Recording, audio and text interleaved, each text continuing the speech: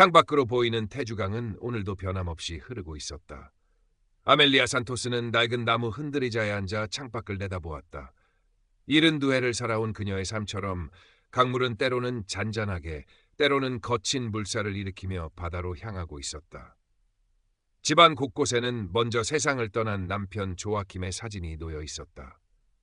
젊은 시절 정복 차림의 늠름한 모습, 아이들과 함께 리스본 근교 신트라의 페나성 앞에서 찍은 빛바랜 가족 사진, 그리고 마지막 순간까지 그녀의 손을 놓지 않았던 병상에서의 초췌한 모습까지. 사진 속 조아킴은 여전히 다정한 미소로 아멜리아를 바라보고 있었지만 그의 온기는 더 이상 느껴지지 않았다. 아멜리아에게 세상과의 유일한 연결고리는 거실 한쪽에 놓인 낡은 컴퓨터였다. 자식들은 모두 각자의 삶을 찾아 떠났고 가끔 걸려오는 안부 전화 외에는 정막만이 그녀의 집을 채웠다. 코로나19 팬데믹 이후 그녀의 작은 세상은 더욱 좁아졌다. 이웃과의 교류도 줄었고 외출은 최소한으로 제한되었다. 그런 그녀에게 컴퓨터는 바깥 세상을 향한 작은 창이자 외로움을 달래주는 친구였다. 어디선가 희미하게 들려오는 파도 가수의 애절한 노랫소리가 아멜리아의 적막한 오후를 더욱 깊게 만들었다. 기타 선율에 실린 사우다데드, 그리움과 슬픔, 그리고 알 수 없는 갈망이 뒤섞인 포르투갈 특유의 감정이 그녀의 마음을 흔들었다. 그러던 어느 날 그녀가 가끔 들어가 보던 온라인 시니어 채팅 사이트에서 낯선 이름의 메시지가 도착했다. 리카르도 올리베이라. 자신을 브라질 출신의 성공한 건축가로 소개한 그는 현재 사업차 리스본에 와 있지만 예기치 않은 문제로 어려움을 겪고 있다고 했다. 그의 프로필 사진은 지적이고 다정한 인상의 중년 남성이었다. 부드러운 갈색 머리칼에 깊은 눈매, 온화한 미소는 왠지 모르게 신뢰감을 주었다. 아멜리아는 망설이다 짧게 답장을 보냈다. 그것이 그녀의 마지막 로맨스가 될 줄, 그리고 그 로맨스가 처절한 비극의 서곡이 될 줄은 꿈에도 생각하지 못했다. 몇 주간 리카르도와의 대화는 아멜리아의 메마른 일상에 단비처럼 스며들었다. 그는 매일 아침, 나의 아름다운 아멜리아, 오늘 리스본의 태양은 당신의 미소처럼 찬란한가요?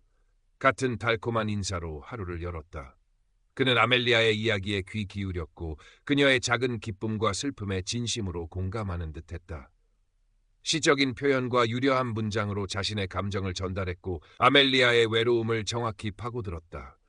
그는 아멜리아를 나의 여왕, 운명의 뮤즈라 불렀고 아멜리아는 수십 년 만에 느껴보는 설렘에 밤잠을 설치기도 했다. 남편 조아킴 이후 처음으로 그녀는 누군가에게 진정으로 사랑받고 이해받는다는 느낌을 받았다. 리카르도는 그녀에게 잃어버렸던 삶의 활력을 되찾아 주었고 아멜리아는 그를 자신의 마지막 사랑이자 구원자라고 믿기 시작했다. 그녀는 리카르도와의 미래를 상상했다. 함께 태주 강변을 산책하고 알파마의 좁은 골목길을 거닐며 파도를 듣고 그의 고향 브라질로 여행을 떠나는 꿈을 꾸었다. 그러던 어느 날 리카르도가 조심스럽게 입을 열었다. 아멜리아, 당신에게 이런 부탁을 하게 되어 정말 미안하지만 지금 제가 아주 곤란한 상황에 처했어요. 그는 리스본에서 중요한 계약을 앞두고 있는데 갑작스러운 사고로 지갑과 여권이 든 가방을 통째로 도둑맞았다고 했다. 임시 숙소 비용과 대사관에 가서 서류를 재발급받는 데 필요한 경비가 급하게 필요하다는 것이었다. 그는 몇 번이고 미안해하며 문제가 해결되는 대로 반드시 갚겠다고 약속했다. 아멜리아는 순간 망설였다. 평생을 아끼고 모아온 돈이었다. 하지만 리카르도의 절박한 목소리와 그의 다정한 눈빛이 떠올랐다. 그를 돕고 싶었다. 그가 이 어려움을 극복하고 자신에게 돌아오기를 바랐다. 결국 그녀는 은행으로 향했고 남편이 남긴 유산의 일부를 찾아 리카르도가 알려준 계좌로 송금했다. 금액은 그녀에게 적지 않은 돈이었지만 리카르도를 향한 믿음은 그보다 훨씬 컸다. 송금 후 리카르도는 눈물로 감사 인사를 전했다. 당신은 나의 천사입니다, 아멜리아. 이 은혜는 평생 잊지 않겠습니다. 그의 말에 아멜리아는 오히려 자신이 더 고마웠다. 그를 도울 수 있다는 사실이, 그에게 필요한 존재가 되었다는 사실이 기뻤다. 둘의 관계는 이 사건을 계기로 더욱 깊어진 것처럼 보였다. 리카르도는 매일같이 사랑의 메시지를 보냈고 아멜리아는 그의 다정함에 더욱 빠져들었다. 하지만 그것은 시작에 불과했다. 리카르도의 금전 요구는 그 후로도 다양한 명목으로 이어졌다. 긴급 사업 자금인데 은행 시스템 문제로 자금이 묶여버렸어요. 포르투갈 세관에 밀린 세금을 내야 하는데 현금이 부족해요. 브라질에 있는 어린 딸이 갑자기 아파서 급하게 병원비를 보내야 해요 등 그의 이야기는 매번 절박했고 아멜리아의 동정심을 자극하기에 충분했다. 요구하는 금액도 점점 커져갔다. 아멜리아는 그의 말을 철석같이 믿었다. 그가 보내주는 사업 계획서처럼 보이는 서류들, 병원 진단서 사진들은 의심할 여지 없이 사실처럼 보였다. 그녀는 리카르도가 이 모든 어려움을 극복하고 성공하여 자신과 함께 행복한 노후를 보낼 것이라는 환상에 사로잡혀 있었다. 그녀는 저축해둔 돈을 거의 다 써버렸고 심지어 매달 나오는 연금까지 그의 계좌로 붙이기 시작했다. 아멜리아의 아파트 바로 아래층에는 소피아라는 젊은 여성이 살고 있었다. IT 회사에서 원격 근무를 하는 소피아는 쾌활하고 다정한 성격으로 가끔 아멜리아의 장보기를 도와주거나 컴퓨터 문제를 해결해주며 친할머니처럼 따랐다. 최근 몇 달 사이 소피아는 아멜리아의 얼굴이 눈에 띄게 어두워지고 돈 문제에 대해 자주 넋두리처럼 이야기하는 것을 보며 이상한 낌새를 눈치챘다. 예전에는 늘 깔끔하고 단정했던 아멜리아의 옷차림도 어딘가 허술해 보였다. 아멜리아 할머니, 요즘 무슨 걱정 있으세요? 안색이 안 좋으세요? 어느 날 소피아가 빵과 치즈를 사다 주며 조심스럽게 물었다. 아멜리아는 잠시 머뭇거리다 희미하게 웃으며 말했다. 아니야, 소피아. 그냥 나이가 들어서 그런가 보다. 소피아는 아멜리아가 무언가를 숨기고 있다는 것을 직감했다. 그녀는 리카르도라는 남자에 대해 어렴풋이 들은 적이 있었다. 아멜리아가 자신도 모르게 그의 이름을 몇 번 언급했기 때문이었다. 소피아는 걱정스러운 마음에 인터넷에서 노년층 온라인 사기에 대해 검색해 보았다. 비슷한 사례들이 수없이 많았다. 할머니, 혹시 리카르도라는 분하고 연락하세요? 소피아의 갑작스러운 질문에 아멜리아는 당황한 기색을 감추지 못했다. 그건 왜 묻니? 아니, 그냥 할머니가 가끔 그분 이야기를 하셔서요. 어떤 분이세요? 아멜리아는 경계하는 눈빛으로 소피아를 바라보며 짧게 대답했다. 그는 아주 특별한 사람이야. 나를 이해해주고 사랑해주는 사람. 그녀는 더 이상 리카르도에 대해 이야기하고 싶지 않은 듯 화제를 돌렸다. 소피아는 더 이상 묻지 않았지만 불안감은 더욱 커져만 갔다. 아멜리아는 자식들에게도 리카르도의 존재를 철저히 숨겼다. 그들이 알게 되면 분명 반대할 것이고 어쩌면 자신을 어리석다고 비난할지도 모른다는 두려움 때문이었다. 하지만 리카르도의 요구는 점점 더 감당하기 어려워졌고 결국 그녀는 아들 미겔에게 조심스럽게 돈 이야기를 꺼냈다. 사업에 투자할 좋은 기회가 있는데 자금이 조금 부족하구나. 미겔은 어머니의 갑작스러운 말에 의아해하며 캐물었고 아멜리아는 얼버무리며 제대로 설명하지 못했다. 미겔은 어머니가 누군가에게 속고 있는 것은 아닌지 의심했고 냉담한 반응을 보였다. 어머니, 요즘 세상이 얼마나 험한데요. 잘 알지도 못하는 일에 함부로 투자하시면 안 돼요. 아들의 질책 섞인 말에 아멜리아는 깊은 상처를 받고 더욱 고립되었다. 그녀는 자식들조차 자신을 이해하지 못한다고 생각하며 리카르도에게 더욱 의지하게 되었다. 한편 아멜리아는 리카르도와의 영상통화를 간절히 원했다. 그의 목소리는 매일 들었지만 사진으로만 보던 그의 얼굴을 직접 보고 싶었다. 하지만 리카르도는 매번 그럴듯한 핑계를 대며 영상통화를 피했다. 카메라가 고장났어요. 인터넷 연결 상태가 너무 안 좋아요. 지금은 너무 초췌해서 당신에게 보여줄 모습이 아니에요 등.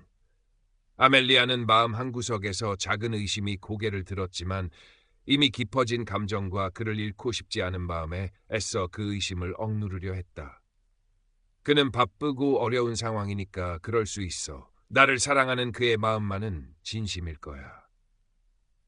그녀는 스스로를 위로하며 리카르도의 말을 믿고 싶었다. 하지만 밤이 되면 불안감은 어김없이 찾아와 그녀를 괴롭혔다. 창밖의 태주강은 검은빛으로 일렁였고 멀리서 들려오는 파도 소리는 더욱 구슬프게 느껴졌다. 어느 주말 오후 아멜리아가 잠시 장을 보러 나간 사이 소피아는 걱정을 떨치지 못하고 아멜리아의 집을 찾았다. 혹시나 하는 마음에 문을 살짝 밀어보니 잠겨 있지 않았다. 소피아는 조심스럽게 안으로 들어갔다. 아멜리아의 컴퓨터는 켜져 있었고 화면에는 리카르도와 주고받은 메시지 창이 떠 있었다. 그리고 바탕 화면에는 리카르도가 보내준 사진들이 여러 장 저장되어 있었다. 소피아는 순간적으로 강한 예감에 휩싸였다. 그녀는 떨리는 손으로 리카르도의 사진 중 가장 선명해 보이는 것을 자신의 휴대폰으로 찍었다. 그리고 곧바로 구글 이미지 검색을 시도했다. 결과는 충격적이었다. 리카르도의 사진은 브라질의 한 평범한 남성이 자신의 SNS에 올린 사진들을 도용한 것이었다. 심지어 몇몇 사진은 다른 국적의 스톡 이미지 사이트에서 가져온 것이었다. 사진 속 인물은 건축가도 아니었고 리카르도 올리베이라는 이름과도 아무런 관련이 없었다. 소피아는 온몸의 피가 싸늘하게 식는 것을 느꼈다. 아멜리아 할머니가 사기를 당하고 있는 것이 분명했다. 그것도 아주 악질적인 로맨스 스캠이었다. 소피아는 떨리는 가슴을 진정시키며 아멜리아에게 이 끔찍한 진실을 어떻게 알려야 할지 깊은 고민에 빠졌다. 그녀의 마음은 무겁게 가라앉았다. 아멜리아가 받을 상처를 생각하니 눈앞이 캄캄했다. 소피아는 며칠을 고민했다. 아멜리아에게 진실을 말하는 것은 너무나 가혹한 일이었지만 더 이상 그녀가 고통받는 것을 지켜볼 수만은 없었다. 결국 그녀는 용기를 내기로 결심했다. 주말 아침 소피아는 아멜리아가 좋아하는 파스텔 드 나타를 사들고 그녀의 집을 찾았다. 할머니, 드릴 말씀이 있어요. 소피아는 떨리는 목소리로 입을 열었다. 그녀는 자신이 찾은 증거들, 도용된 사진의 원본 출처, 유사한 로맨스 스캠 피해 사례 기사들을 아멜리아 앞에 조심스럽게 내놓았다. 아멜리아의 얼굴에서 미소가 사라졌다. 그녀는 믿을 수 없다는 듯 소피아와 증거들을 번갈아 쳐다보았다. 이게 다 무슨 말이니, 소피아? 리카르도는 그런 사람이 아니야. 너는 뭔가 오해하고 있는 거야. 아멜리아는 처음에는 강하게 부정하며 소피아에게 화를 냈다. 그녀의 목소리는 절박했고 눈에는 공포와 혼란이 가득했다. 하지만 소피아가 차분하게 하나하나 설명하자 아멜리아의 얼굴은 점점 창백해져 갔다. 명백한 증거들 앞에서 그녀의 마지막 희망과 믿음은 산산조각 나기 시작했다. 그녀가 사랑했던 리카르도의 다정한 눈빛, 감미로운 목소리, 미래에 대한 약속들이 모두 거짓이었다는 사실이 비수처럼 그녀의 가슴에 박혔다. 아멜리아는 떨리는 손으로 휴대폰을 집어들어 리카르도에게 마지막으로 연락을 시도했다. 리카르도, 당신 도대체 누구예요? 이 사진들, 이게 다 뭐예요? 그녀의 목소리는 울음으로 갈라져 나왔다. 하지만 전화기 저편에서는 차가운 침묵만이 흘러나왔다. 몇 번을 더 시도했지만 그는 전화를 받지 않았다. 잠시 후 그의 번호는 없는 번호라는 안내 메시지만이 흘러나왔다. 모든 것이 끝이었다. 아멜리아는 자신이 사랑했던 모든 것이 거짓이었으며 평생 모은 소중한 돈을 한순간에 잃어버렸다는 사실에 엄청난 충격과 배신감, 그리고 지독한 수치심에 휩싸였다. 그녀는 어린아이처럼 절규하며 바닥에 주저앉아 오열했다. 소피아는 그런 아멜리아를 부둥켜 안고 함께 울었다. 알파마의 오래된 아파트 창밖으로는 여전히 태주강이 무심하게 흐르고 있었고 그날따라 파도 소리는 더욱 처절하게 들려왔다. 그 후 며칠간 아멜리아는 식음을 전폐하고 절망의 늪에 빠졌다. 방 안에 틀어박혀 나오지 않았고 누구와도 말하려 하지 않았다. 그녀는 자신의 어리석음을 탓하며 깊은 자괴감에 몸서리쳤다. 세상 모든 것이 무의미하게 느껴졌고 살아갈 용기조차 잃어버린 듯했다. 창밖의 햇살마저 그녀에게는 고통이었다. 소피아는 그런 아멜리아를 혼자 둘 수 없었다. 매일같이 그녀의 집을 찾아와 죽을 끓여주고 억지로라도 몇 술 뜨게 했다. 말없이 그녀의 곁을 지키며 때로는 함께 울어주고 때로는 조용히 손을 잡아주었다. 소피아의 헌신적인 보살핌과 따뜻한 위로 덕분이었을까. 아멜리아는 아주 조금씩 기력을 회복하기 시작했다. 어느 날 창가에 앉아 멍하니 태주강을 바라보던 아멜리아의 눈에 문득 분노의 불꽃이 일렁였다. 슬픔과 절망 속에서도 자신을 이토록 잔인하게 농락한 그 이름 모를 사기꾼에 대한 증오가 치밀어 올랐다. 그리고 동시에 자신과 같은 어리석은 피해자가 더 이상 나오지 않기를 바라는 간절한 마음이 생겨났다. 소피아, 나 이대로 주저앉아 있을 수만은 없어. 아멜리아는 마침내 입을 열었다. 그녀의 목소리는 여전히 떨렸지만 이전과는 다른 단호함이 묻어 있었다. 소피아는 그런 아멜리아의 손을 꼭 잡았다. 네, 할머니, 제가 도울게요. 뭐든지요. 아멜리아는 소피아의 도움을 받아 리카르도와의 모든 대화 기록, 송금 내역, 그가 보내준 가짜 사진들을 하나하나 정리하기 시작했다. 고통스러운 기억을 다시 떠올리는 것은 쉽지 않았지만 그녀는 이를 악물고 모든 증거를 모았다. 그리고 마침내 두 사람은 떨리는 마음으로 리스본 시내 경찰서를 찾았다. 경찰서의 담당 형사는 아멜리아의 이야기를 안타까운 표정으로 들어주었지만 그의 반응은 그다지 희망적이지 않았다. 할머니, 이런 로맨스 스캠은 대부분 해외에 서버를 둔 전문 조직의 소행이라 범인 검거가 매우 어렵습니다. 국제 공조도 쉽지 않고요. 일단 신고는 접수하겠지만 큰 기대는 하지 않으시는 게 좋을 겁니다. 형사의 말은 차가운 현실이었다. 아멜리아는 잠시 좌절했지만 이내 고개를 들었다. 괜찮습니다. 범인을 잡지 못한다 해도 저는 제가 할 수 있는 일을 할 겁니다. 경찰서를 나서는 아멜리아의 발걸음은 무거웠지만 마음 한구석에는 작은 불씨가 타오르고 있었다. 그녀는 잃어버린 돈을 되찾을 수 없을지도 모른다는 것을, 자신을 농락한 그 사기꾼이 법의 심판을 받지 않을 수도 있다는 것을 어렴풋이 알고 있었다. 하지만 그녀는 포기하지 않기로 결심했다. 몇 달 후 아멜리아는 동네 노인정의 작은 강당에 서 있었다. 그녀의 앞에는 자신과 비슷한 연배의 노인 수십 명이 앉아 있었다. 소피아는 객석 한쪽에서 걱정스러운 눈빛으로 그녀를 바라보고 있었다. 아멜리아는 마이크를 잡은 손이 떨리는 것을 느꼈지만 심호흡을 하고 천천히 입을 열었다. 여러분, 저는 오늘 제 부끄러운 이야기를 하려고 이 자리에 섰습니다. 그녀는 자신의 로맨스 스캠 피해 경험을 담담하게 그러나 진솔하게 이야기하기 시작했다. 외로움 속에서 어떻게 사기꾼에게 마음을 열게 되었는지, 그의 달콤한 말에 어떻게 속아 넘어갔는지, 그리고 모든 것을 잃고 얼마나 큰 절망에 빠졌었는지. 때로는 목이 메어 말을 잇지 못했고 때로는 눈물을 보이기도 했지만 그녀는 끝까지 자신의 이야기를 이어갔다. 저는 모든 것을 잃었습니다. 평생 모은 돈 그리고 사람에 대한 믿음까지도요. 하지만 오늘 이 자리에서 제 이야기를 하는 이유는 저와 같은 아픔을 겪는 분들이 더 이상 생기지 않기를 바라기 때문입니다. 외로움을 이용하는 그들의 달콤한 속삭임에 넘어가지 마십시오. 의심하고 또 의심하십시오. 그리고 주변 사람들에게 도움을 청하는 것을 두려워하지 마십시오.